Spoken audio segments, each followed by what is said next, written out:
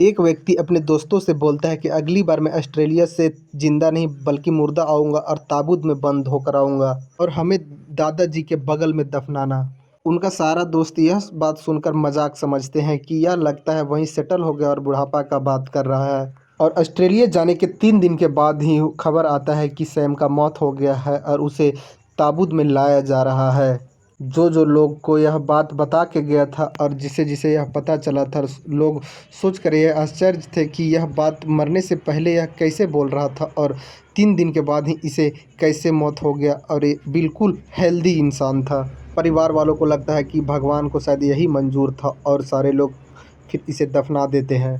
लेकिन पुलिस जब बारीकी से जांच करती है तब मामला कुछ और ही था। उसका नेचुरल डेथ नहीं बल्कि उसका मर्डर हुआ था। कहानी पूरा सुनने के लिए वीडियो पर बने रहे। हाँ तो नमस्कार, आप देख रहे हैं द रियल क्राइम और मैं आपके साथ रंजीत। अगर हमारा मेहनत पसंद आए तो वीडियो को लाइक करें, चैनल को सब्सक्राइब करें।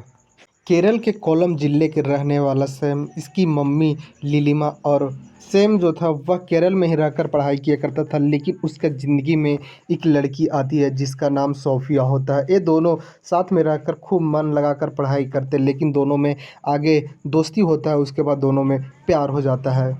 दोनों लंबे वक्त तक एक ही स्कूल में पढ़ते हैं, लेकिन जब कॉलेज का बात आता है तो दोनों अलग अलग कॉलेज में एडमिशन करवाते हैं और वहीं से अलग हो जाते हैं। ये जो सैम था वह तमिलनाडु के ही एक कॉलेज से एमबीए करने लगता है और ये जो सोफिया होती है वह केरल में ही रह के एक महात्मा गांधी यूनिवर्सिटी में रहकर पीजी करने लगती है। दोनों अलग अलग हो गए थे, लेकिन सैम का पढ़ाई पूरा होने के बाद उसका एक जॉब लग जाता है और सैम के परिवार वालों को पता चलता है कि ये सैम है वह एक लड़की से प्यार किया करता है। और सैम अपने घर वालों से बता कर रखा था कि हम वही लड़की से शादी करेंगे, सोफिया से। और फिर सैम के घर वालों सोफिया को देखते हैं और सोफिया के घर वालों सैम के, दोनों लोगों को पसंद हो जाता है। दोनों एक ही बिरादरी से थे और दोनों को 2008 में शादी कर दिया जाता है। दोनों शादी के बाद काफ़ी ज़्यादा खुश होते हैं और 2009 का वक्त आता है और 2009 में सोफिया एक बेटे का जन्म देती है। बेटे के आ जाने से घर में और ज़्यादा खुशी आ जाता है और 2009 में ही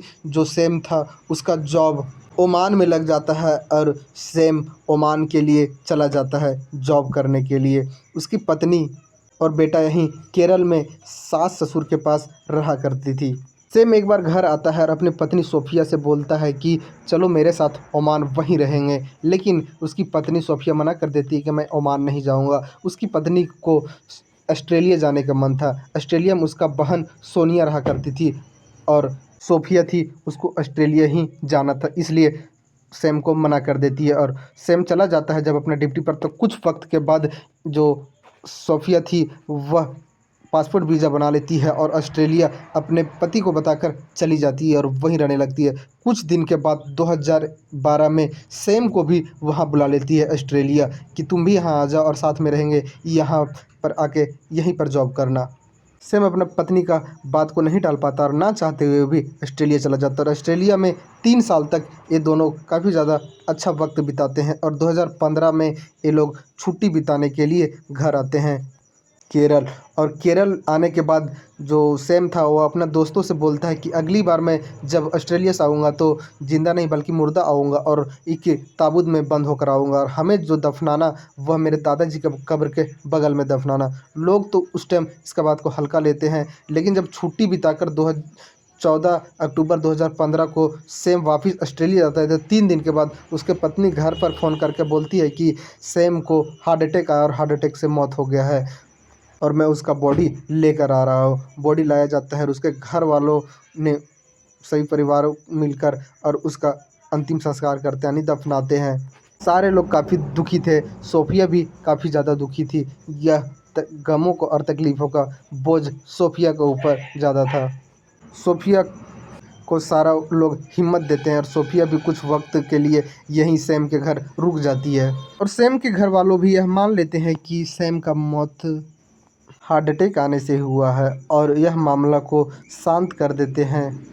और कुछ दिन बीतने के बाद जो सोफिया थी वह फिर से ऑस्ट्रेलिया अपने बेटे के लेकर चली जाती है और ऑस्ट्रेलिया जाने के बाद ही तुरंत ही पुलिस सैम के घर फ़ोन करती है और बोलती है कि आपका बेटा का कत्ल का वजह पता चल गया है और मैं आपका बहू को अरेस्ट कर रहा हूँ। और सैम के घर वालों यह बात सुनकर चौंक जाते हैं। उसके बाद यहाँ से लोग ऑस्ट्रेलिया जाते हैं और जब वहाँ जाने के बाद पुलिस के माध्यम से ये लोग को पता चलता है कि जो कत्ल है वह कत्ल सोफिया की है। ये लोग और चौंक जाते हैं कि सोफिया ऐसा कैसे कर सकती है। सैम के घर वालों सोफिया को एक बेटी की तरह मानते थे, इसलिए कि सैम का एक भाई था और उसके घर में कोई बहन नहीं थी, इसलिए जो सैम के माता पिता थे वह सोफिया को बेटी के जैसा प्यार करते थे और बेटी के जैसा मानते थे। और जब पुलिस यह सारा कहानी सोफिया सैम के घर वालों को बताते हैं तो सैम के घर वालों को फिर आखिर में विश्वास होता है।